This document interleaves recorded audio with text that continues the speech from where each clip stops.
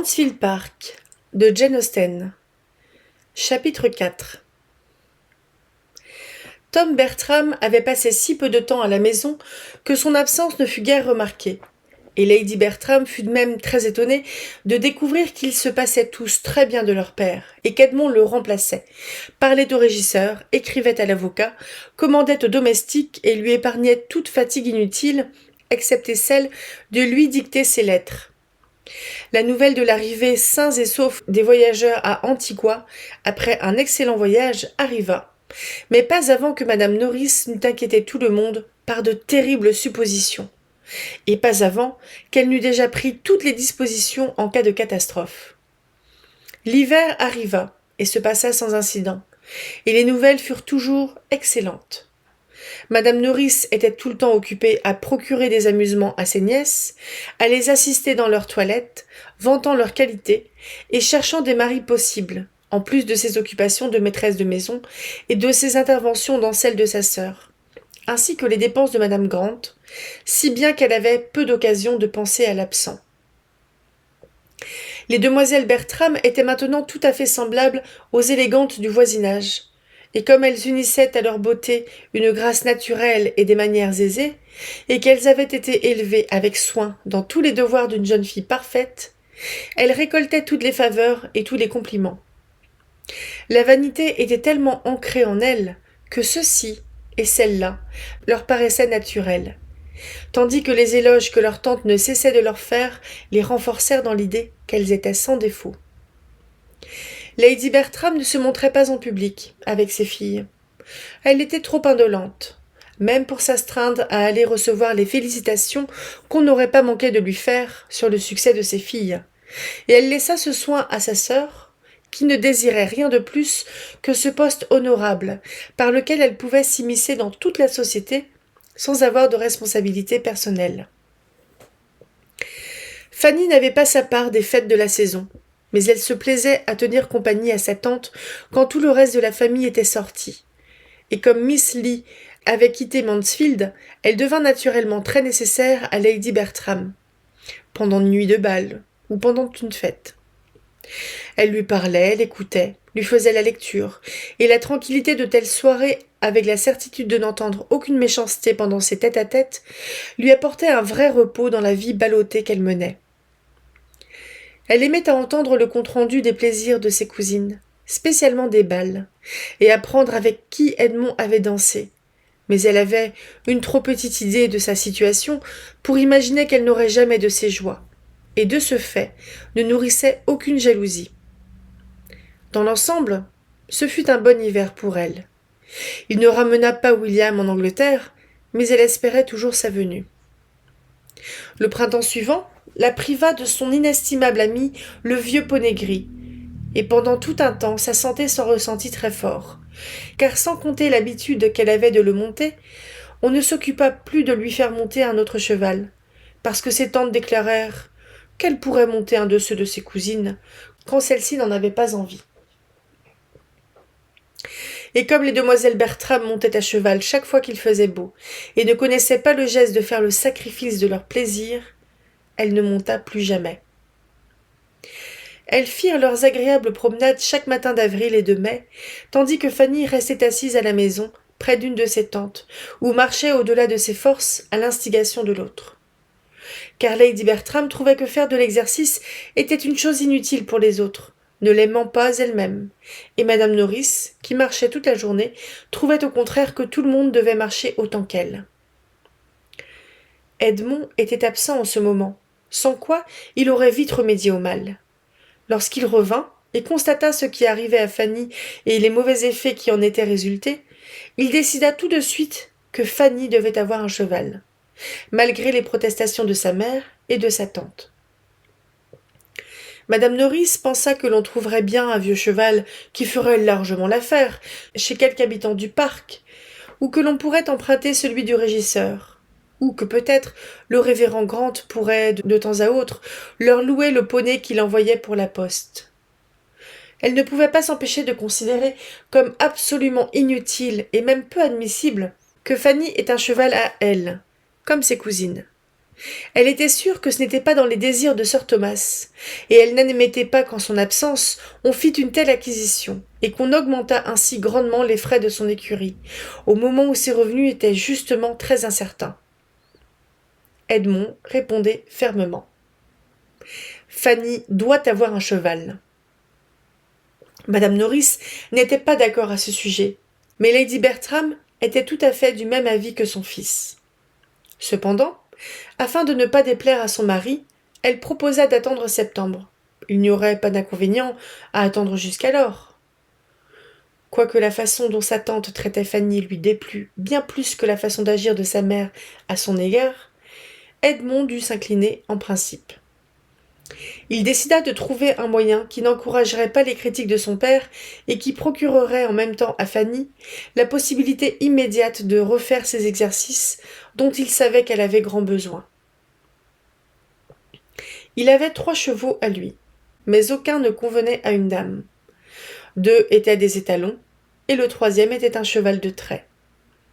Il résolut d'échanger ce dernier contre un cheval que sa cousine pourrait monter. Il savait où en trouver un, et ainsi décidé, il conclut rapidement l'affaire. La nouvelle jument était une petite merveille, et s'adapta vite à sa nouvelle maîtresse. Fanny eut ainsi son cheval à elle. Elle n'aurait jamais cru auparavant qu'elle pût s'habituer à un autre cheval qu'à son vieux poney gris.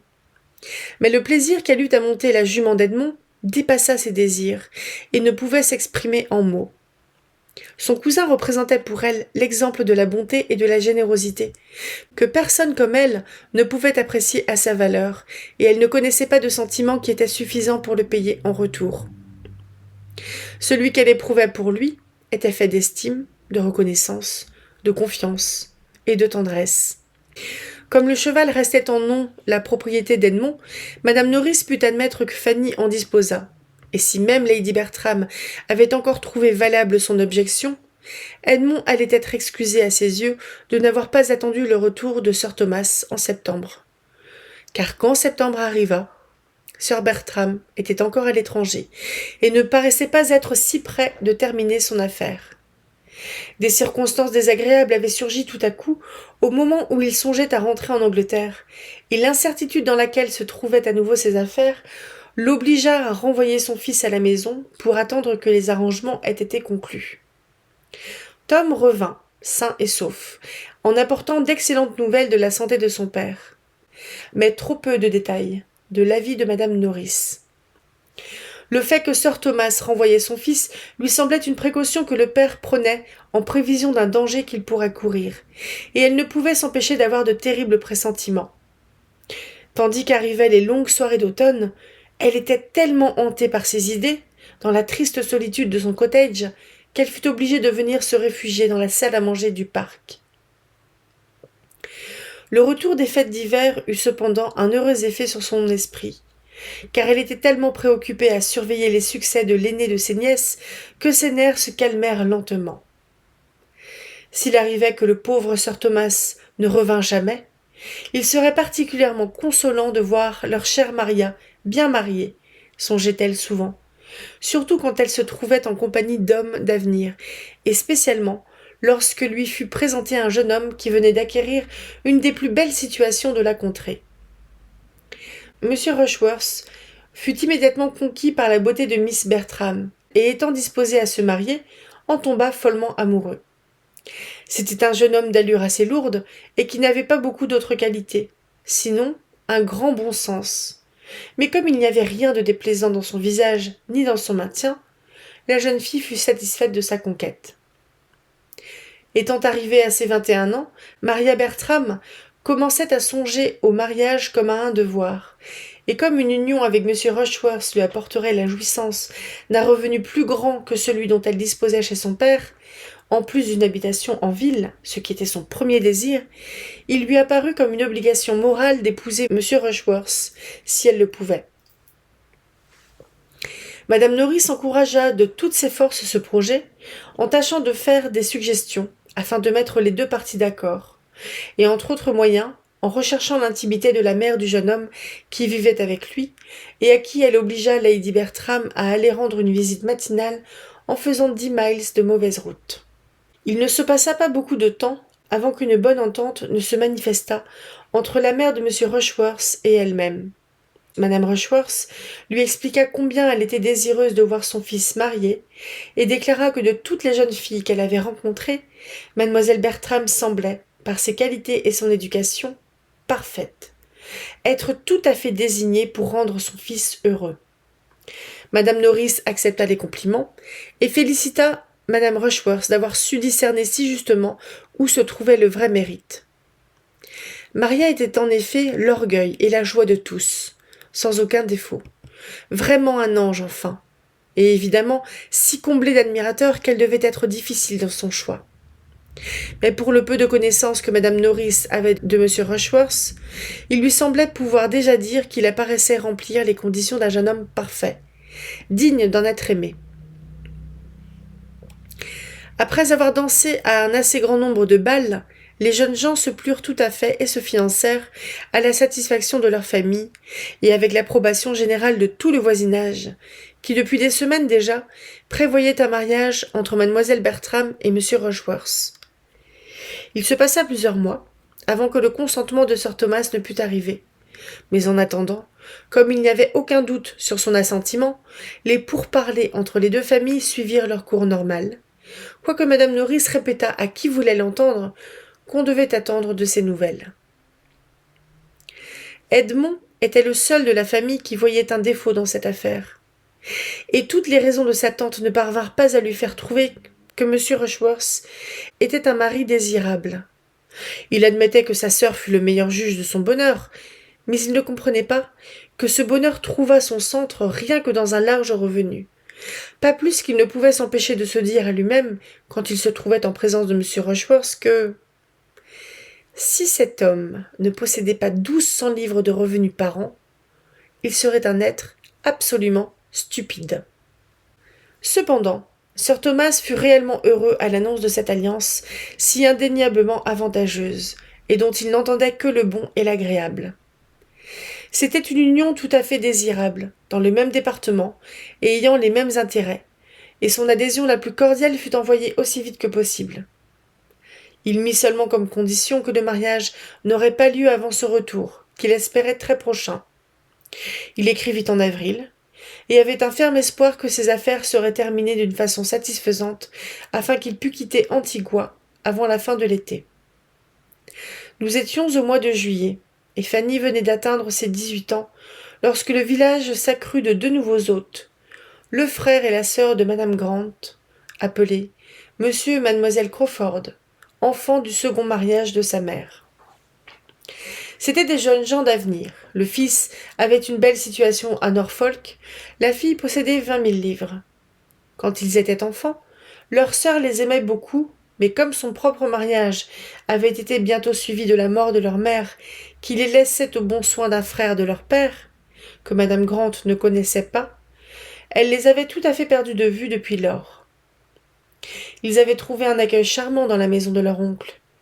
L'amiral et madame Crawford, qui ne s'entendaient pour rien d'autre, étaient unis dans leur affection pour ces 2 enfants, ou du moins n'étaient-ils pas adversaires dans cette occasion, quoique chacun eût son favori et le montrât ouvertement. Madame Crawford préférait la fille. L'amiral avait toutes les indulgences pour le garçon, et ce fut la mort de cette dame qui obligea sa protégée, après quelques mois d'essai dans la maison de son oncle, à chercher une autre habitation. L'amiral Crawford était un homme de mauvaise conduite, qui, au lieu de respecter sa nièce, amenait ses maîtresses chez lui. En ceci, madame Grant se sentait en dette vis-à-vis de sa sœur, en lui proposant de venir près d'elle. Proposition aussi bienvenue d'un côté qu'elle pouvait être profitable de l'autre, car madame Grant, ayant épuisé les ressources que lui offrait la société des femmes sans enfants, ayant comblé son salon préféré de jolies choses et collectionné les plantes et les volailles, était très désireuse d'avoir une autre distraction chez elle. De ce fait, l'arrivée d'une sœur qu'elle avait toujours adorée et qu'elle espérait garder près d'elle tant qu'elle serait célibataire l'enchantait énormément, et sa seule anxiété était que Mansfield ne plût pas beaucoup à une jeune fille habituée à vivre à Londres. Mademoiselle Crawford avait un peu la même appréhension. quoiqu'elle craignît surtout le genre de vie que sa sœur menait et le genre de société qu'elle fréquentait. Et ce ne fut qu'après avoir essayé en vain d'obtenir de son frère qu'ils aillent s'installer ensemble dans leur maison de campagne, qu'elle se résigna à essayer de venir vivre chez madame Grant. Henry Crawford avait horreur de vivre longtemps au même endroit, et de devoir s'astreindre à ne voir qu'une société limitée. Il ne pouvait céder à sa sœur sur des points aussi importants. Mais il consentit à l'accompagner avec la plus grande courtoisie jusqu'à Northampton, et s'engagea à venir la rechercher aussitôt qu'elle serait fatiguée de l'endroit. La rencontre fut tout à fait satisfaisante de part et d'autre. Mademoiselle Crawford trouva une sœur sans prétention ni rusticité, un beau-frère qui avait l'air d'un gentleman, et une maison confortable et joliment meublée. Et madame Grant reçut avec joie ces jeunes gens d'une apparence si avenante qu'elle désirait aimer de toute son âme. Mary Crawford était remarquablement jolie. Henry, quoiqu'il ne fût pas beau, avait grand air. Leur façon était enjouée et agréable, et madame Grant leur accorda immédiatement toute son indulgence. Ils lui plaisaient tous les deux, mais elle avait une préférence pour Mary, et n'ayant jamais eu le plaisir d'être fière de sa beauté personnelle, elle trouva du bonheur et de l'orgueil dans celle de sa sœur. Elle n'avait pas attendu son arrivée pour lui trouver un compagnon possible, et son choix s'était fixé sur Tom Bertram. Le fils aîné d'un baronnet n'était pas trop bien pour une jeune fille qui apportait 20 000 livres, avec toute la beauté et l'élégance dont madame Grant l'apparaît. Et ayant un cœur ardent et le besoin de se confier, Mary n'était pas depuis 3 heures dans la maison qu'elle la mit au courant de ses projets. Mademoiselle Crawford fut satisfaite de savoir qu'il y avait une aussi bonne famille si près d'eux, et pas du tout fâchée de l'attention de sa sœur ni de son choix. Le mariage était le but de sa vie. Ayant de la fortune, elle devait bien se marier, et ayant déjà vu M. Bertram en ville, elle savait qu'il n'y avait aucune objection à faire à sa personne, ni à sa situation dans la vie. Quoiqu'elle en parlât comme d'une plaisanterie, désormais elle y pensait sérieusement. Le projet fut rapidement répété à Henry. « Et maintenant, ajouta madame Grant, j'ai pensé à quelque chose qui rendrait l'affaire tout à fait complète. J'aimerais tant vous établir tous dans cette région. De ce fait, Henry, vous pourriez épouser la plus jeune fille de Lady Bertram, une jolie jeune fille, spirituelle, éduquée, accomplie, qui vous rendrait très heureux. » Henry s'inclina en la remerciant. « Ma chère sœur, dit Mary, si vous parvenez à le persuader d'une telle chose, ce serait un nouveau plaisir pour moi de me savoir la parente d'une personne aussi intelligente. Et je ne regretterai qu'une chose, c'est que vous n'ayez pas une demi-douzaine de filles à diriger dans la vie. Si vous pouvez convaincre Henry de se marier, vous devez avoir l'adresse d'une Française. Toutes les possibilités anglaises ont déjà été essayées. J'ai spécialement 3 amies intimes qui mourraient de désir de l'épouser et les peines qu'elles se sont données, ainsi que leur mère, femme très intelligente, et que ma chère tante et moi-même, afin de tâcher de le persuader de se marier, ont été vaines. Il est le plus terrible flirteur que l'on puisse imaginer. Et si vos demoiselles Bertram ne désirent pas avoir le cœur brisé, qu'elles évitent Henry. Mon cher frère, je ne puis croire cela de vous. Non. Je suis sûre que vous êtes trop bonne pour le croire, et vous serez meilleure que Marie. Vous admettrez les hésitations de la jeunesse et de l'inexpérience. Je suis d'un caractère prudent, et ne veux pas risquer mon bonheur à la légère. Personne n'a une plus haute idée du mariage que moi, et je considère comme une bénédiction d'avoir une femme, comme le dit le poète, le meilleur présent du ciel. Vous voyez, madame Grant, comme il sait dire les choses avec emphase, et regardez cependant son sourire, je vous assure qu'il est terrible, et les leçons de l'amiral l'ont tout à fait gâté. Je ne fais pas grand cas de ce que disent les jeunes gens du mariage, répondit madame Grant. S'ils montrent de l'aversion à se marier, j'en conclus seulement que c'est qu'ils n'ont pas encore rencontré celle qui leur était destinée. En riant, le pasteur Grant félicita mademoiselle Crawford de n'avoir pas d'aversion pour le mariage. « Ah oui, déclara-t-elle, je n'en suis pas du tout honteuse. Je voudrais que tous les hommes se marient s'ils ont l'occasion de le faire convenablement. Je n'aime pas connaître des gens qui se détruisent eux-mêmes, mais tous devraient se marier aussi longtemps qu'ils peuvent le faire avec avantage.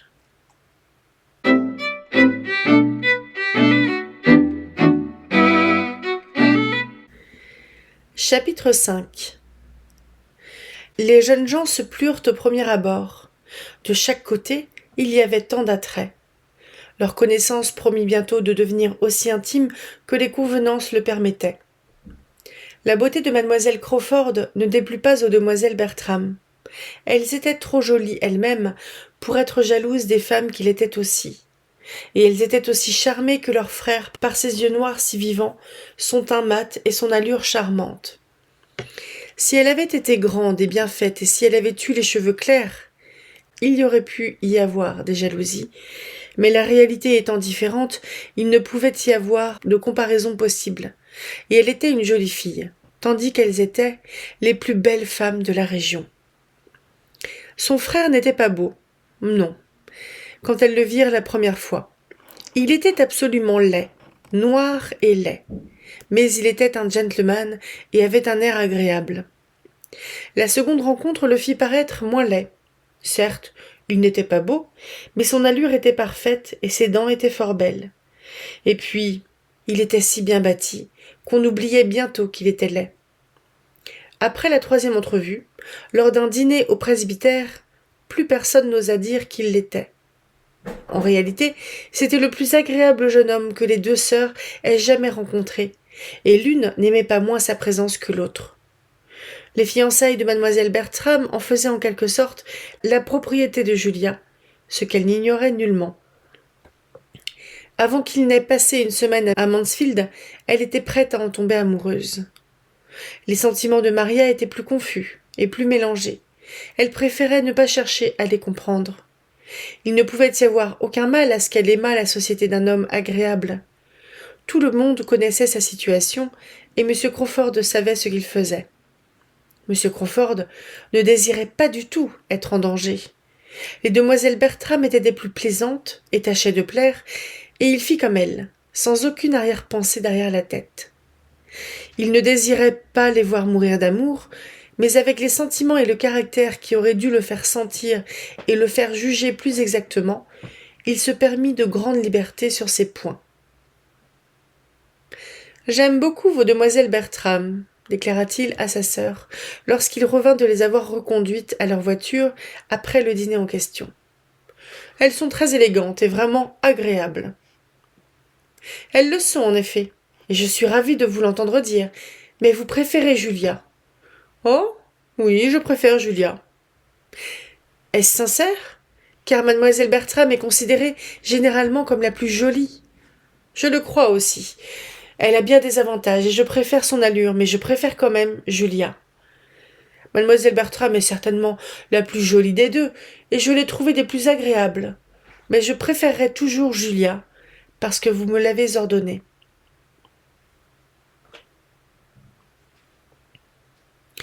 Je ne devrais pas vous parler, Henri, mais je sais que vous finirez par la préférer. Ne vous ai-je pas dit que je l'ai préférée depuis le commencement? De plus, mademoiselle Bertram est fiancée. Souvenez-vous-en, mon cher frère. Son choix est déjà fait. Oui, et je ne l'en aime que mieux. Une jeune fille fiancée est toujours plus agréable qu'une autre. Elle est satisfaite d'elle-même, ses soucis sont envolés, et elle sent qu'elle peut exercer tous ses charmes sans suspicion. Il y a de la sécurité avec une jeune fille fiancée. Il n'y a pas de danger. Quant à cela, M. Rushworth est un charmant jeune homme, et c'est un splendide parti pour elle.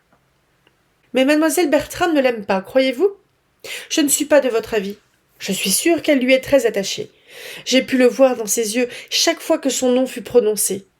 J'estime trop mademoiselle Bertram pour pouvoir croire qu'elle donnerait sa main sans donner son cœur. Mary, qu'allons-nous faire pour lui? Nous devons le laisser agir lui-même. Lui parler serait très mauvais. Pour finir, il sera trompé. Mais je voudrais qu'il ne soit pas trompé, qu'il ne soit pas dupé. Je voudrais que tout soit propre et honorable. Oh, cher, Laissez-le courir sa chance, laissez-le se tromper. Ce sera aussi bien. Nous sommes tous dupés une fois ou l'autre dans notre vie. Dans le mariage, pas toujours, chère Mary. Dans le mariage, spécialement. Avec tout le respect qui est dû à ceux qui sont mariés dans cette société, chère Madame Grant. Sur 100 personnes des deux sexes qui se marient, il n'y en a pas une qui n'est pas trompée quand elle se marie. Je puis regarder où je veux, je vois que c'est ainsi. Et je sens que cela doit être ainsi, quand je considère que parmi toutes les transactions, c'est celle dont les gens attendent le plus les uns des autres. C'est celle où les gens sont le moins honnêtes. Ah ? Vous avez été à une bien mauvaise école pour les questions matrimoniales, dans la rue du Mal. Ma pauvre tante avait certainement peu de raison d'aimer son état. Mais cependant, si je m'en tiens à mes observations personnelles, je trouve que c'est malhonnête. J'en connais tant qui se sont mariés en pleine confiance et avec l'espoir d'être heureux et de former une équipe parfaite, qui ont été profondément déçus et obligés de se rendre compte qu'ils arrivaient exactement au contraire. Comment appelez-vous ça, si ce n'est pas une tromperie? Mon cher enfant, je crois qu'il y a beaucoup d'imagination dans tout ce que vous dites. Je m'excuse, mais je ne puis pas vous croire tout à fait. Cela dépend des cas, évidemment, mais vous regardez le mal sans regarder le remède. Il y aura toujours et partout de petits froissements et des déceptions, et nous sommes tous enclins à en craindre trop. Mais si un projet de bonheur échoue, la nature humaine en fait un autre, et si notre premier calcul a été mauvais, nous en faisons un meilleur. Nous calculerons juste, pour finir. Ces observateurs à l'esprit mauvais, chère Mary, qui ont beaucoup avec peu de choses, sont encore plus trompés et plus déçus que les autres. Très bien parlé, ma sœur. Je rends grâce à votre esprit de corps. Je suis mariée, et si j'entends être honnête, je souhaite que mes amis le soient aussi. Cela empêcherait beaucoup de peine de cœur. Vous êtes aussi gâtée que votre frère, Mary. Mais nous vous guérirons tous les deux. Mansfield vous fera du bien, à tous deux, et sans tromperie. Restez avec nous, et vous serez guéris. Les Crawford ne désiraient pas être guéris, mais ils étaient décidés à rester. Pour le moment, Mary était heureuse au presbytère, et Henry s'y plaisait suffisamment pour prolonger sa visite. Il était arrivé avec l'intention de n'y passer que quelques jours, mais Mansfield était prometteur, et rien ne l'appelait autre part. Madame Grant était enchantée de les garder tous les deux près d'elle, et le docteur Grant était tout à fait d'accord avec elle, car une jolie jeune fille, ayant de la conversation comme mademoiselle Crawford, est toujours une agréable société pour un homme casanier et indolent. En outre, M. Crawford, étant son invité, lui donnait le prétexte de boire un peu de Bordeaux chaque jour.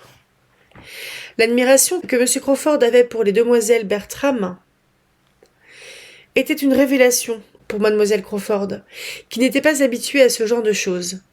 Elle reconnaissait que les fils Bertram étaient de charmants jeunes gens que l'on rencontrait rarement. Même à Londres, deux jeunes gens aussi accomplis, surtout l'aîné. Il avait beaucoup vécu à Londres et avait plus de vivacité et de galanterie qu'Edmond. Il devait plaire davantage. Le fait qu'il était l'aîné pesait d'ailleurs lourd dans la balance. Elle avait toujours eu le pressentiment que c'était lui qu'elle préférerait. Tom Bertram était en effet charmant. Il était de la sorte d'homme que l'on aime en général. Sa gentillesse était enveloppante, car il avait des manières aisées, beaucoup d'esprit, de grandes connaissances et beaucoup de conversation. Ses droits à Mansfield Park et plus tard au titre de baronnet ne gâtaient rien, ajoutés au reste. Mademoiselle Crawford sentit tout de suite que leur situation pouvait s'accorder.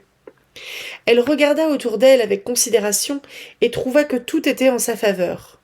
Le parc de 5000, la maison spacieuse et moderne, si bien située et si bien entourée qu'elle pouvait paraître dans n'importe quelle collection de gentilhommières et demander seulement à être complètement remeublée, des sœurs agréables, une mère paisible et un mari lui-même charmant, qui présentait l'avantage d'être empêché de jouer par une parole donnée à son père et qui devait devenir sir Thomas un jour. Cela pouvait convenir, et elle croyait bien qu'il l'accepterait. Aussi commença-t-elle dès lors à s'intéresser au cheval qu'il devait monter, aux courses de B. Les courses devaient l'appeler loin de Mansfield, peu de temps après que leurs relations ne commencèrent. Et comme il semblait que la famille n'espérait pas son retour avant plusieurs semaines, ce serait une bonne épreuve pour son amour. Il lui parla beaucoup des courses, et tâcha de la convaincre à le suivre. Il fit des plans de grandes fêtes, et insista avec toute l'ardeur de son inclination, mais ils en restèrent au projet. Et Fanny, que devenait-elle pendant tout ce temps? Que faisait-elle? Que pensait-elle des nouveaux arrivants? Il n'y avait pas beaucoup de jeunes filles de 18 ans qui fussent si peu consultées que Fanny. D'une façon calme, et sans que personne ne le remarquât, elle paya son tribut d'admiration à la beauté de mademoiselle Crawford. Mais comme elle continuait à trouver M. Crawford très laid, bien qu'elle eût entendu ses deux cousines répéter le contraire, elle n'en parlait jamais. « Je commence à vous connaître tous, maintenant, excepté mademoiselle Price, dit mademoiselle Crawford, tandis qu'elle se promenait avec les deux fils Bertram. « Dites-moi, est-elle sortie ou ne l'est-elle pas? Je suis intriguée. Elle a dîné avec vous autres tous au presbytère, ce qui semble dire qu'elle était sortie. Et cependant, elle parla si peu que je pus difficilement admettre qu'elle le soit. » Edmond, à qui cette question était posée, répondit. « Je crois que je sais ce que vous voulez dire, mais je ne veux pas me charger de vous répondre. Ma cousine est grande, elle a l'âge et la raison d'une femme, mais elle est sortie ou pas sortie ne me concerne pas. Et cependant, en général, rien n'est plus facile à vérifier. La différence est si grande. Ses manières, autant que son allure, sont si différentes. Jusqu'à présent, je ne croyais pas qu'il fût possible de se tromper dans le fait qu'une jeune fille est sortie ou pas. Une jeune fille qui ne l'est pas a toujours la même robe, toujours le même bonnet serré. Elle paraît très réservée et ne dit jamais un mot. Vous pouvez sourire, mais c'est comme cela, je vous assure. Et si ce n'est pas poussé un peu loin, c'est très convenable. Les jeunes filles devraient être calmes et modestes. La seule objection est que le changement de leur façon, lorsqu'elles sont introduites dans la société, est trop soudain. Et souvent elles passent en très peu de temps de la plus grande réserve à l'excès contraire, la confiance. Voilà la partie fautive du présent système. L'un n'aime pas voir une jeune fille de 18 à 19 ans parler brusquement de toute chose, quand on l'a vue auparavant incapable de proférer une parole. « Monsieur Bertram, dites-moi, vous devez avoir quelquefois rencontré ces changements brusques ?»« Je crois bien que oui, mais je ne trouve pas cela bien. Je vois où vous voulez en venir. Vous voulez me mystifier avec Miss Anderson. »« Non pas. Miss Anderson? Je ne sais pas de qui ou de quoi vous voulez parler. Je n'y comprends plus rien. Mais je vous mystifierai avec grand plaisir, si vous voulez me répondre. »« Ah, vous jouez très bien votre jeu, mais je ne me laisse pas commander ainsi. Vous devez avoir eu Miss Anderson devant les yeux, en décrivant le brusque changement d'une jeune fille. Vous l'avez trop exactement peinte pour qu'il y ait une erreur. C'était tellement bien cela. Les Anderson de Baker Street. Nous en parlions justement l'autre jour, vous savez, Edmond. Vous vous en souvenez que j'ai mentionné le nom de Charles Anderson. Les circonstances se sont présentées exactement comme cette jeune fille vient de l'expliquer. Quand Anderson me présenta la première fois à sa famille, il y a 2 ans, sa sœur n'était pas sortie, et je ne pus arriver à lui parler. Je suis restée là un matin pendant 1 heure à attendre Anderson, avec elle et une petite fille ou 2 dans la chambre. La gouvernante étant malade et la mère entrant et sortant tout le temps avec des lettres d'affaires, je pus difficilement obtenir quelques mots de la jeune fille, à peine une réponse polie. Elle serrait les lèvres et se détourna de moi avec un tel air. Je ne la vis plus pendant 1 an. Entre-temps, elle sortit. Je la rencontrai chez madame Holford et ne la reconnus pas. Elle vint vers moi, s'écria que j'étais une ancienne connaissance, me désempara complètement et parla, et rit, jusqu'à ce que je ne sache vraiment plus où me mettre. Je sentais que j'étais le bouffon du salon. Mademoiselle Crawford a certainement entendu cette histoire. C'est une très jolie histoire, pleine de vérité, et qui est tout à l'honneur de Miss Anderson.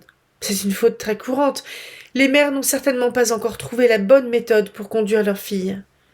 Je ne sais où se trouve l'erreur, et je ne prétends pas redresser les gens, mais je vois qu'ils se trompent souvent. Celles qui montrent au monde quelles devraient être les façons de faire des femmes, dit M. Bertram, font beaucoup pour tâcher de les rendre le mieux possible. C'est là que l'erreur est la plus grande, dit Edmond avec moins de courtoisie, car ces jeunes filles-là sont mal élevées. On leur donne de mauvais conseils, en commençant. Elles agissent toujours par vanité, et il n'y a pas plus de modestie réelle dans leurs sentiments avant qu'elles ne se montrent qu'après. « Je ne sais pas, » reprit mademoiselle Crawford avec hésitation. « Oui, je ne suis pas de votre avis. C'est certainement la plus petite partie de l'affaire. Il est bien pire de voir des jeunes filles qui ne sont pas sorties, de donner les mêmes airs et prendre les mêmes libertés que si elles l'étaient, ce que j'ai déjà vu. C'est pire que tout, et c'est vraiment dégoûtant. » « Oui, c'est très inconvenant, en effet, » dit M. Bertram. « Cela vous égare, et vous ne savez que faire. Le bonnet bien serré et l'air modeste vous définissent si bien, et rien ne fut plus juste. Ils vous font comprendre ce qu'il en est. Quant à moi, je me suis trouvé dans un terrible embarras l'an dernier, précisément pour cette raison. J'étais allé à Ramsgate passer une semaine avec un ami en septembre dernier, immédiatement après mon retour des Indes. Mon ami Sneyd, je vous ai déjà parlé des Sneyd, Edmond, était là avec sa mère, son père et ses sœurs, tous des inconnus pour moi. Lorsque nous arrivâmes à Albion Place, ils avaient disparu. Nous les cherchâmes et les trouvâmes sur la jetée avec d'autres de leurs amis. Je fis mes salutations en bonne et due forme, et comme madame Sneyd était entourée de messieurs, je m'occupais d'une des filles. Je marchai à côté d'elle pendant tout le chemin du retour, et je me rendis aussi aimable que possible. La jeune fille était aussi parfaitement aisée dans ses manières qu'elle était prête à parler et à écouter. Je ne pouvais pas me douter que je faisais quelque chose de mal. Elles se ressemblaient très fort, toutes deux bien habillées, avec des voiles et des parasols comme les autres jeunes filles. Je m'aperçus, après, que j'avais donné toute mon attention à la plus jeune, qui n'était pas encore sortie, et que j'avais offensé gravement l'aînée. Mademoiselle Augusta aurait dû passer inaperçue encore pendant 6 mois, et je crois que madame Sneyd ne me le pardonna jamais. C'était désastreux, évidemment. Pauvre mademoiselle Sneyd. Quoique je n'ai pas de jeune sœur, je me rends compte de ce qu'elle a dû se ressentir. Être négligée au profit de quelqu'un qui n'est pas sorti doit être très vexant. Mais c'était absolument la faute de la mère. Mademoiselle Augusta aurait dû être avec sa gouvernante. Pareilles demi-mesures réussissent très mal. Mais maintenant, je dois être satisfaite à propos de mademoiselle Price. Va-t-elle au bal? Dîne-t-elle toujours dehors avec les autres? Non, reprit Edmond. Je ne crois pas qu'elle ait jamais été à un bal.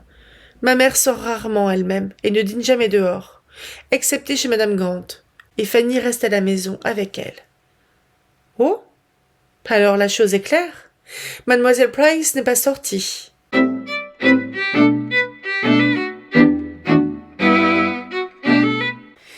Chapitre 6. Monsieur Bertram partit pour X et mademoiselle Crawford se préparait à trouver un grand vide dans la société des autres. Il manquerait terriblement aux réunions qui étaient devenues journalières entre les deux familles.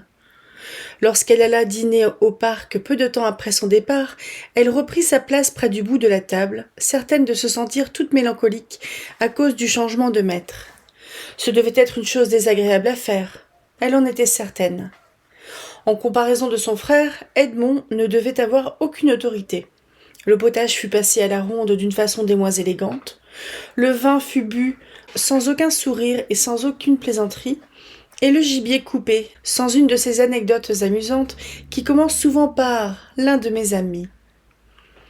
Elle essaya de trouver quelque plaisir à ce qui se passait à l'autre bout de la table en observant M. Rushworth, qui apparaissait à Mansfield pour la première fois depuis l'arrivée des Crawford. Il était allé passer quelque temps chez un ami du voisinage qui avait pu rendre sa terre meilleure par un nouveau procédé que M. Rushworth était bien décidé à essayer, de sorte qu'il parlait de ses projets et de rien d'autre. Après avoir déjà été exposé dans le salon, le sujet fut repris dans la salle à manger. Sa principale occupation était évidemment l'opinion et l'attention de mademoiselle Bertram. Et quoique son air montrât plutôt une certaine supériorité qu'un vif intérêt, le nom de Southerton Court et l'idée de ce que cela représentait lui donna un sentiment de satisfaction qui l'empêcha d'être peu aimable. « Je souhaiterais que vous voyiez Compton, » dit-il. « C'est une chose splendide. Je n'ai jamais vu un endroit aussi complet dans ma vie. Je disais à Smith que je ne me rendais pas compte où j'étais. L'accès de Campton est une des plus jolies choses que je connaisse dans la contrée. Vous voyez la maison d'une façon surprenante.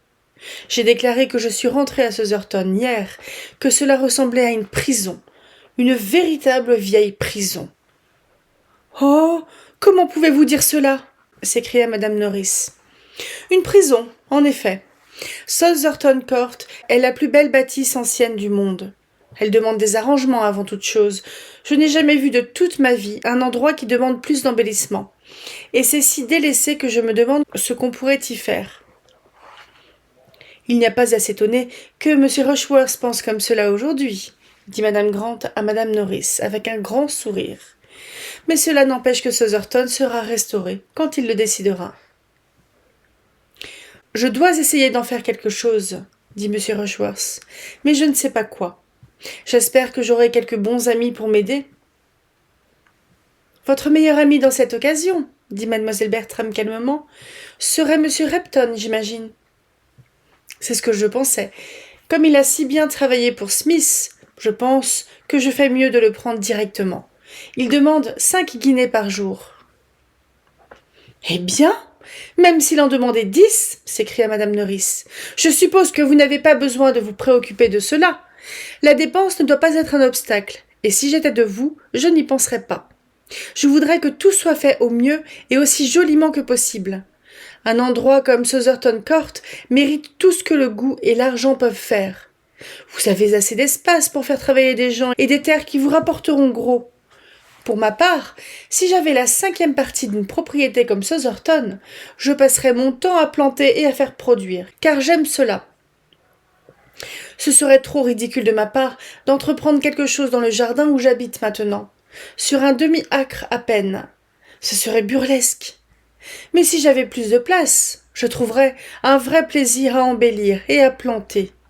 D'ailleurs, nous n'avons pas mal fait en ce sens au presbytère, et nous l'avons rendu tout à fait différent de ce qu'il était quand nous sommes arrivés. Vous êtes trop jeune pour vous en souvenir sans doute, mais si le cher Sir Thomas était là, il pourrait vous dire les embellissements que nous y avons faits, et si la santé de M. Norris n'avait pas été si mauvaise, nous y aurions fait beaucoup plus encore. Il pouvait difficilement sortir, le pauvre homme, et ne profitait de rien. Aussi n'avais-je pas le courage d'entreprendre de nouvelles choses. S'il n'en avait pas été ainsi, nous aurions enlevé le mur du jardin et fait des plantations jusqu'au cimetière, comme l'a fait le docteur Grant. Nous désirions toujours faire du nouveau, et c'est au printemps de l'année avant la mort de M. Norris que nous avons planté l'abricotier contre le mur de l'écurie. Il est devenu un bien bel arbre maintenant, et produit des fruits exquis, n'est-ce pas, monsieur ? Dit madame Norris en s'adressant au docteur Grant. Certes, l'arbre prospère très bien, madame, répondit ce dernier. Le sol est bon, mais je ne passe jamais devant, sans regretter que les fruits ne soient pas assez abondants pour en conserver. Monsieur, c'est un parc marécageux.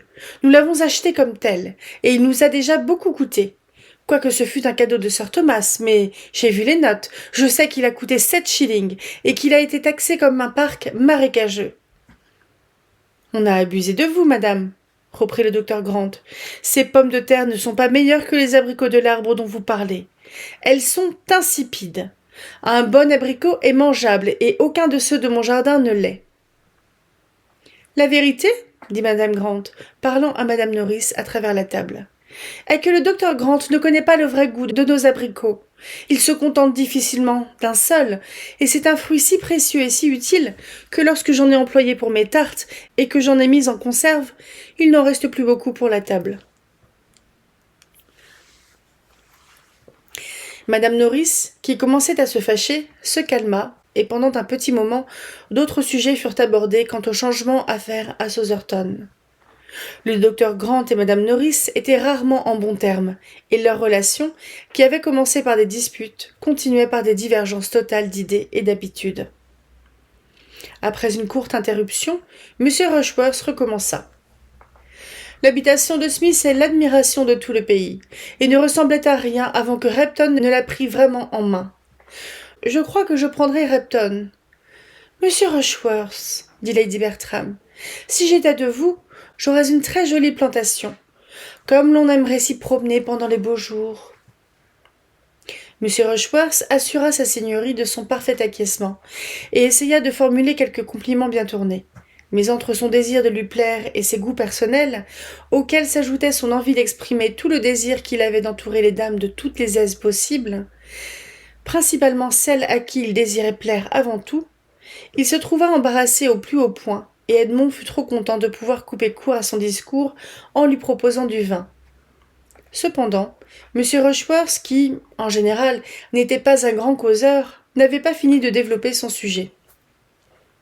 Smith ne possédait pas plus de 100 acres tout ensemble, ce qui n'est pas beaucoup, et ce qui rend encore plus impressionnante la façon dont il a pu en tirer parti. À Southerton, nous avons plus de 100 acres, sans parler des parties marécageuses. Et quand je vois ce que l'on a pu faire à Compton, je crois que nous ne devons pas désespérer. On a coupé quelques beaux arbres qui poussaient trop près de l'habitation, ce qui a ouvert l'horizon. Et j'y pense. Repton ou un autre fera certainement abattre l'avenue qui se trouve devant Southerton. Vous savez, l'avenue qui va depuis le côté ouest jusqu'au sommet de la colline, dit-il en se tournant spécialement vers mademoiselle Bertram. Mais celle-ci crut tout à fait décent de répondre. « L'avenue ? Oh, je ne m'en souviens pas. Je connais si peu Southerton. » Fanny, qui se trouvait assise près d'Edmond, juste en face de mademoiselle Crawford, et qui écoutait avec attention, lui dit tout bas. « Abattre une avenue ? Quelle pitié ! Cela ne vous fait-il pas songer à Cowper ? Vous, les avenues abattues, une fois de plus, je déplore votre sort injuste. » Il sourit en répondant. « Je crains que l'avenue ait peu de chance, Fanny. Je voudrais voir Southerton avant qu'on ne l'abatte, et l'admirer comme il est aujourd'hui, dans son état actuel. Mais je crains de ne pouvoir y aller. » « N'avez-vous jamais été là-bas ? » ?»« Non, c'est vrai. Vous n'avez jamais pu, et malheureusement c'est trop loin pour y aller à cheval. Je souhaiterais trouver un moyen d'y aller. »« Oh, tant pis. Quand je le verrai, vous m'expliquerez comment il a été auparavant. »« J'ai entendu dire, dit mademoiselle Crawford, que Southerton est un endroit ancien et de grande beauté. Quel est son style ? » La maison fut bâtie sous Élisabeth. C'est une grande bâtisse régulière en briques, lourde, mais d'un aspect respectable, et qui contient de bonnes chambres en grand nombre. Cependant, elle est mal située, dans la partie la plus basse du parc, ce qui rend les améliorations difficiles. Mais les bois sont beaux, et il y a un torrent dont on pourrait tirer grand parti. M. Rushworth a raison, je crois, en désirant la moderniser, et je ne doute pas qu'il le fasse avec succès. Mademoiselle Crawford écouta avec humilité et songea tout bas. C'est un homme bien élevé. Qui sait en tirer le meilleur parti ? Je ne souhaite pas influencer M. Rushworth, poursuivit-il, mais si je voulais améliorer mon habitation, je ne me laisserais pas diriger par un homme avide de progrès. Je préférerais moins de perfection, mais plus de personnalité, et j'en acquerrais petit à petit. Je me fierais plus à mes propres goûts qu'aux siens. Vous seriez capable de faire cela, j'en tombe d'accord, mais moi pas.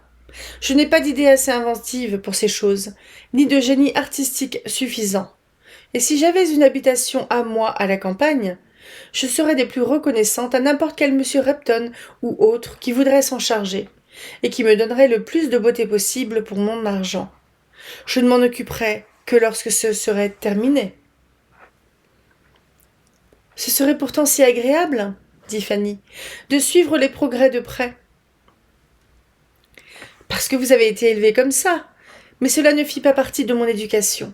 Et la seule expérience que j'ai faite, entreprise par quelqu'un qui n'était pas de première force, m'a fait considérer la chose comme désastreuse. Il y a de cela 3 ans, l'amiral, mon honorable oncle, acheta un cottage à Turkenham, pour y passer l'été avec nous tous. Ma tante et moi, nous nous y rendîmes avec enthousiasme, mais quoiqu'il fût très joli, nous nous aperçûmes vite qu'il fallait des améliorations. Pendant 3 mois, nous fûmes dans la poussière et la confusion, sans un endroit où poser nos pieds, ni un banc pour nous asseoir. Je désirais que tout fût aussi bien que possible, les plantations, les jardins fleuris et les coins rustiques, mais tout aurait dû être fait sans que je doive m'en occuper. Henri est différent de moi. Il aime à faire tout par lui-même. » Edmond était chagriné d'entendre mademoiselle Crawford, pour qui il avait une certaine admiration, parler de son oncle de cette façon. Il trouva que ce n'était pas régulier, et il resta silencieux, jusqu'à ce que, conquis par des sourires et des amabilités, il décida de ne plus y penser pour le moment. « Monsieur Bertram, disait-elle, j'ai enfin des nouvelles de ma harpe. Il paraît qu'elle est en sécurité à Northampton depuis 10 jours, quoiqu'on nous ait assuré le contraire, plusieurs fois. » Edmond montra son plaisir et sa surprise. « La vérité est que nos recherches étaient trop directes. Nous avions envoyé une servante, nous y étions allés nous-mêmes. Ce n'était même pas à 70 milles de Londres, mais ce matin nous en avons eu des nouvelles plus précises. Le fermier l'avait vue, on avait parlé au boulanger, qui en avait parlé au boucher, dont le beau-frère avait écrit un mot au magasin. Je suis très heureux que vous en ayez des nouvelles, quels que soient les moyens, et j'espère que vous l'aurez sans délai. Je l'aurai demain. Mais comment croyez-vous qu'on me l'apportera ? Pas par une voiture ou une charrette. Oh non, on ne trouverait rien à louer au village. J'aurais mieux fait de demander des porteurs et une charrette à bras. Ce sera difficile, je le crains, en ce moment de pleine récolte de foin, de trouver une charrette et un cheval. J'étais tellement étonnée de voir l'affaire d'état que c'était. Désirer un cheval et une charrette à la campagne semblait une chose extraordinaire. Aussi, je demandais à ma femme de chambre de s'en occuper directement, et comme je ne pouvais sortir de mon vestiaire sans voir une ferme, ni marcher dans la plantation sans passer devant une autre, je pensais qu'il suffirait de les demander pour les avoir, et je n'avais que l'embarras du choix. Vous devinez ma surprise quand je découvris que j'avais demandé la chose la moins raisonnable, la plus impossible, et que j'avais offensé tous les fermiers, tous les laboureurs par ma demande. Quant au secrétaire du docteur Grant, je croyais plus prudent de ne pas être sur son chemin. Et mon beau-frère lui-même, qui en général est la bonté même, me regardait d'un air sombre depuis qu'il avait appris ce que j'avais osé demander. Vous ne pouviez pas le prévoir, naturellement. Mais quand vous y pensez maintenant, vous devez vous rendre compte de l'importance qu'il y a à rentrer les foins. Sa location d'une charrette n'eût pas été si facile que vous le supposez, même à un autre moment. Nos fermiers n'ont pas l'habitude de les prêter, mais en été, c'est en dehors de leur pouvoir que de se priver d'un cheval.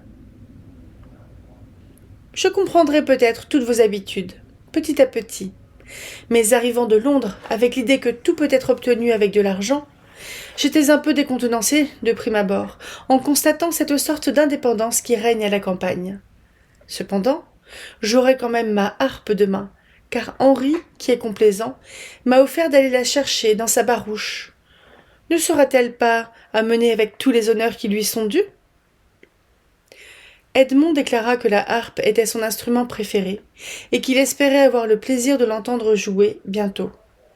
Fanny n'avait jamais entendu jouer de la harpe, et s'en réjouissait beaucoup. « Je serais ravie de jouer pour vous deux, » dit mademoiselle Crawford, « aussi longtemps que vous le désirerez. Plus peut-être, car j'aime profondément la musique, et quand je sens mon goût partagé, je me surpasse, et je me sens infiniment heureuse. Quand vous écrivez à votre frère, monsieur Bertram, je vous supplie de lui dire que ma harpe est arrivée, car il savait combien j'étais anxieuse à ce sujet. Et vous pouvez lui dire, s'il vous plaît, que je préparerai mes airs les plus plaintifs pour son retour, afin de lui montrer ma compassion, car je suis sûre que son cheval perdra. Si je lui écris, je dirai tout cela, mais je n'ai pas de raison de lui écrire en ce moment. Non, évidemment, quelle drôle de créatures sont les frères. Ils peuvent rester 12 mois sans s'écrire et se voir, s'ils n'ont pas de raison pour le faire de toute urgence. Et s'ils sont obligés de le faire pour dire qu'un cheval est malade ou un parent mort, ils en sortent avec le moins de mots possible. Vous êtes tous les mêmes. Henri, qui est en toute chose un frère accompli, qui m'aime, qui se confie à moi, et qui parle parfois des heures durant, n'a encore jamais tourné la page d'une lettre. Et souvent il n'écrit pas plus que « Chère Mary, je suis bien arrivé. Beaucoup de monde, tout va bien. Sincèrement vôtre. » C'est le vrai style fraternel.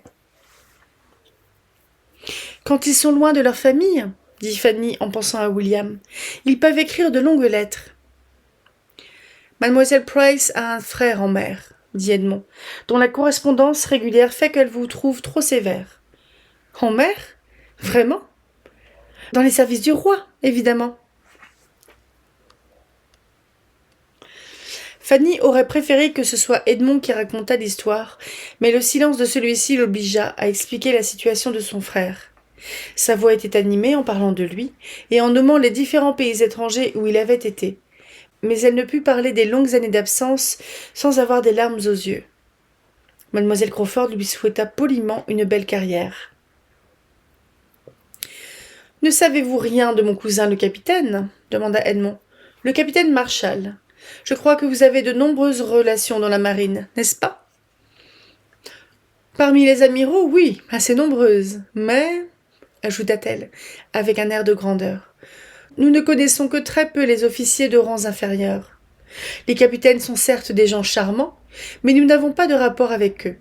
Je puis vous parler longuement de beaucoup d'amiraux, de leur escadre, de leur degré de solde, de leurs querelles et de leurs jalousies. Mais en général, je puis vous assurer qu'ils savent se surpasser en mal comme en bien. Certainement, ma vie chez mon oncle m'a mise en contact avec un grand cercle d'amiraux, et j'y ai vu suffisamment de vices et de débauches. Mais je vous en prie, ne croyez pas que je blâme le métier. Edmond redevint grave et répondit seulement. C'est une noble profession. Oui, la carrière est belle dans 2 cas, si elle donne la fortune et si elle est dépensée avec discrétion. Mais de toute façon, ce n'est pas un métier qui favorise l'intelligence, et je ne l'ai jamais considéré comme tel.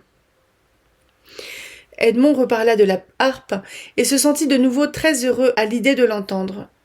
L'amélioration des terrains continuait cependant à faire les frais de la conversation des autres, et madame Grant ne put s'empêcher d'attirer l'attention de son frère sur mademoiselle Julia Bertram. « Mon cher Henri, ne dites-vous rien ? Vous vous êtes tant occupé d'embellissement vous-même, et d'après ce que j'ai appris au sujet d'Everingham, vous n'avez rien à envier aux autres propriétés d'Angleterre. Everingham doit être jugé parfait avec ses collines et ses bois. Que ne donnerais-je pour les revoir ? Rien ne me ferait plus de plaisir que de vous entendre parler ainsi, dit-il, mais je crains que vous ne soyez désappointés. Vous ne les retrouverez plus comme vous les imaginez.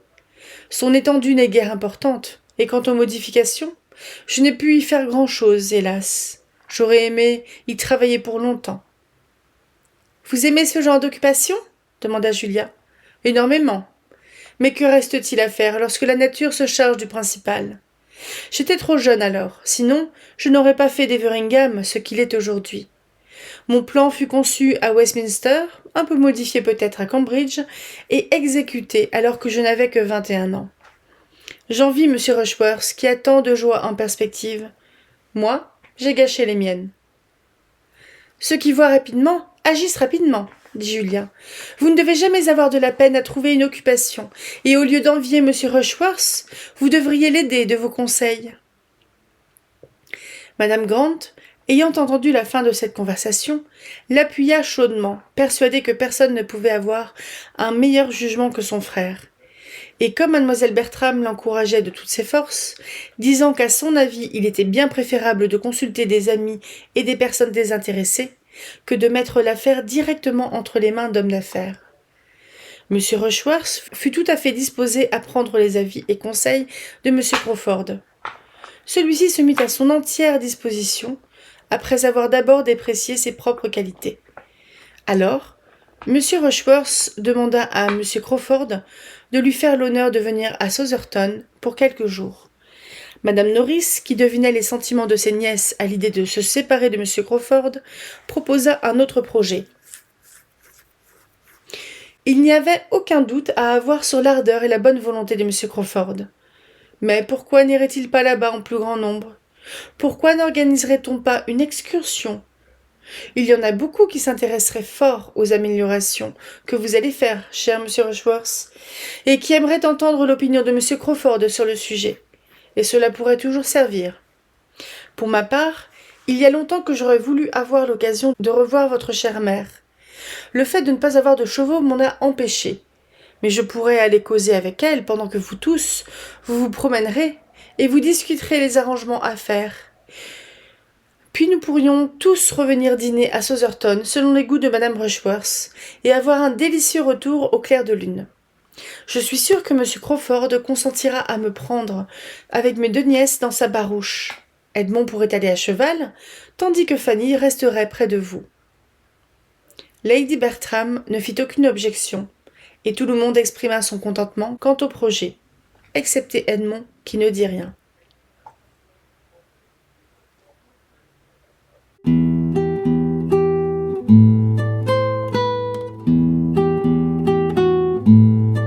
Bonjour et bienvenue dans ce nouveau vlog lecture sur Mansfield Park de Jane Austen. On a lu les chapitres 4, 5 et 6. Alors pour la petite histoire, le chapitre 7, le chapitre 6, je l'ai enregistré 2 jours après les 2 autres parce que j'avais fait Sherlock et Fanny de suite et j'étais cuite en fait, donc j'avais arrêté de... j'étais cuite de fatigue, donc j'avais pas poursuivi. Et j'ai le souvenir en fait que les 2 premiers chapitres, ils m'ont quelque part un peu presque ennuyée parce que Fanny n'était pas présente. Fanny était très peu présente et par contre là on a une petite Lily ici qui fait de dos dans mon tas de linge. Donc Fanny était très peu présente et alors que c'est l'héroïne. Après c'est aussi une héroïne qui c'est une héroïne qui est très discrète et qui ne s'impose pas et qui subit beaucoup quand même son existence. Parce qu'on est un petit peu dans le cliché de...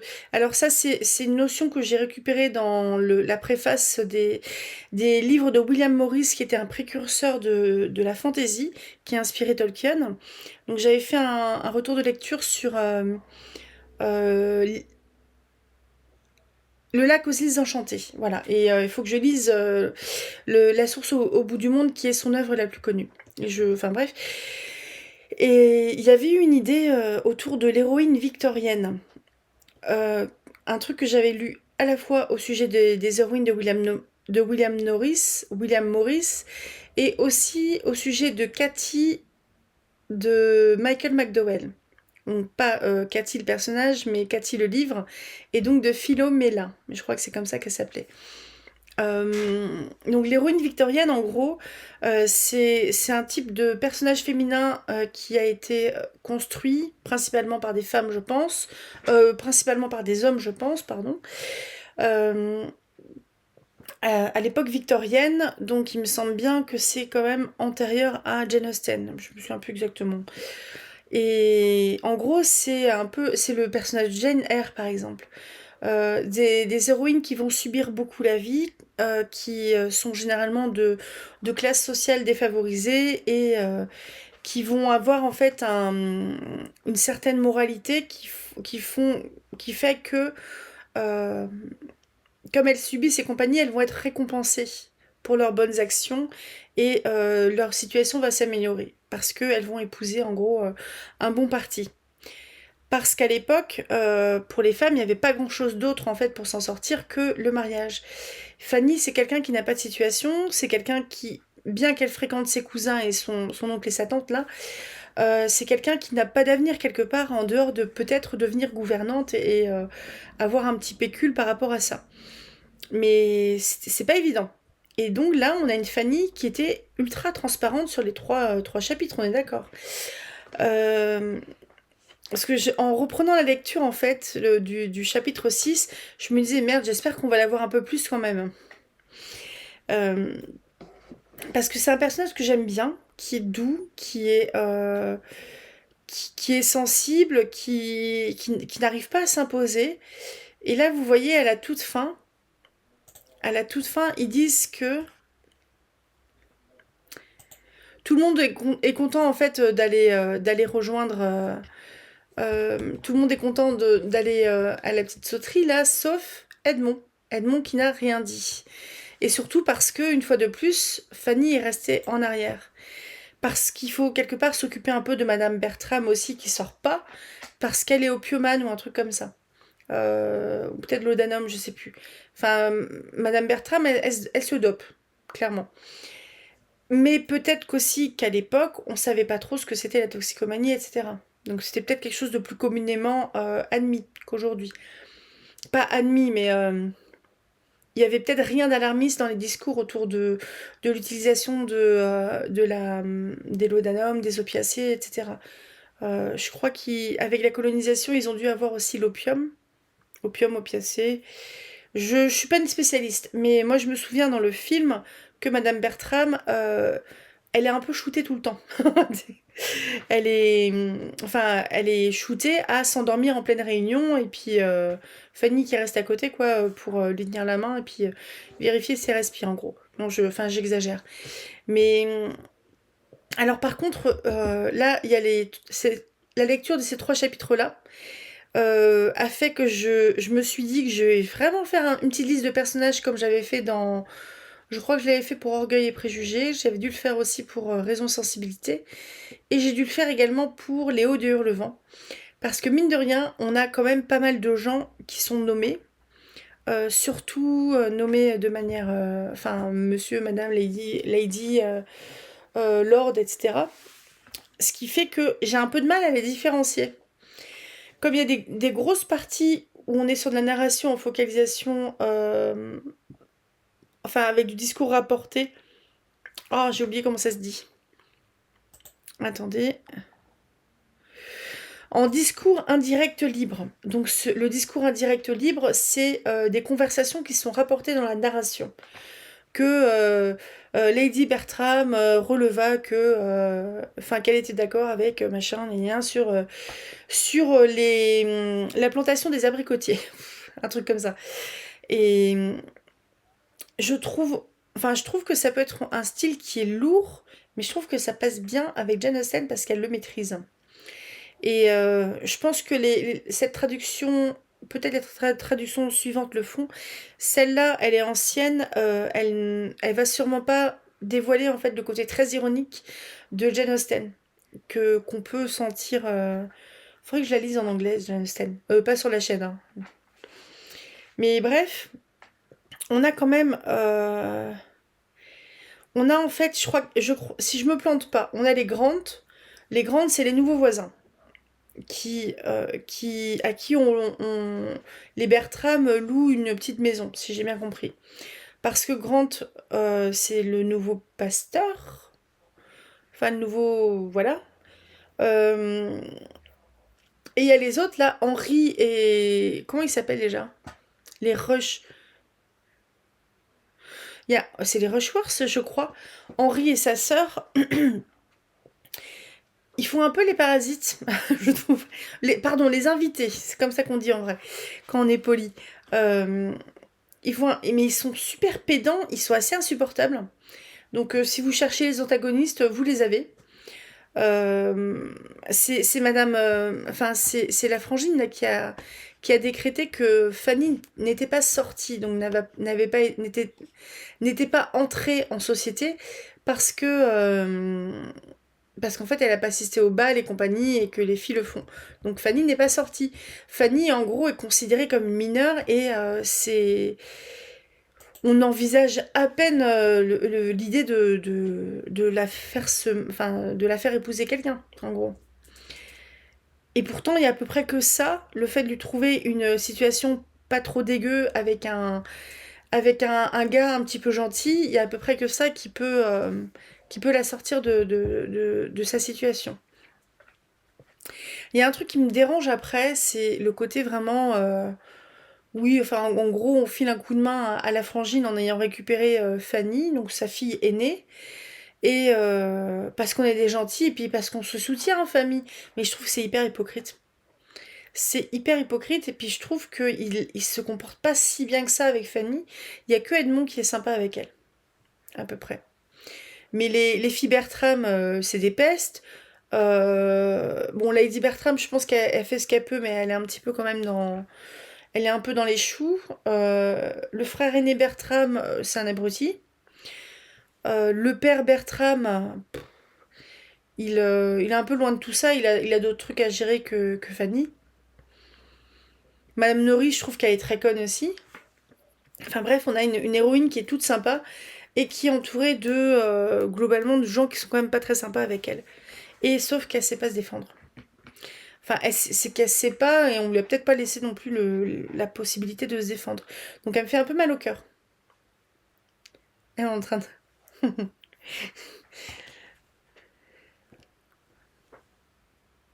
Elle se prépare à la sieste. Donc voilà, je vais m'arrêter là parce que je ne sais plus quoi dire. Je vais peut-être pas annoncer la vidéo de mercredi parce que au cas où je change d'avis d'ici là, je vais essayer d'être un peu plus organisée là, mais la chaleur, ça m'a vraiment crevé. J'avais trop la flemme. J'ai mais vraiment trop la flemme de me lancer dans du montage et tout ça. Là, je tourne cette vidéo-là dimanche soir 22h30 alors qu'elle aurait dû sortir ce matin à 7h. Donc bah, c'est pas grave, ça va décaler un peu. Mais bon, je suis un peu dans les choux, quoi. Et pour Mansfield Park, si vous voulez savoir, on est à 14%. Ça va être long, Mansfield Park, hein, je vous préviens. Parce que première partie, 18 chapitres, deuxième partie, 12 chapitres, et troisième partie, 17 chapitres. Donc ça peut être un petit peu longué, je pense. Je vous souhaite une très bonne journée, à tout bientôt, et lisez tout plein, rêvez tout grand. Salut!